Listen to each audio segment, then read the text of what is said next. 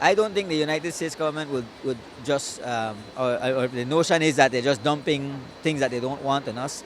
It is a proven fact that this vaccine has been used. What happened, as you know, there are several versions of vaccines that have been done.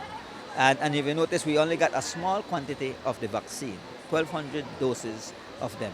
Um, and we accept them because at the end of the day, it's still being used in other parts of the world. It's not something that it's not something that was banned. Um, as I mentioned, it's the adult Pfizer vaccine, something that was produced, had gone through all its necessary requirements.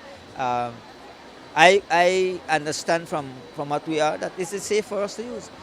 Now, we always will rely on the CDC and other FDA regulations.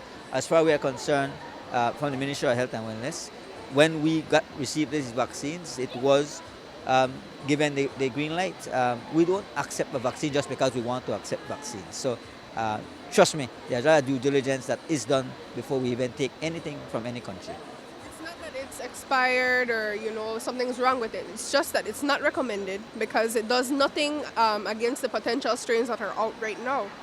We have to look at the type of strains you have. And luckily for Belize, we have not had any major issue in terms of an influx of COVID cases. It's being managed. But as I said, we will continue to utilize what we can and how we can. And if down the road we are not going to use the vaccine, then we are not going to use the vaccine. These are donations that are given to us. Yes, we accepted these donations, but the Ministry of Health and Wellness, as I said, would not have accepted these if it is not fully recommended.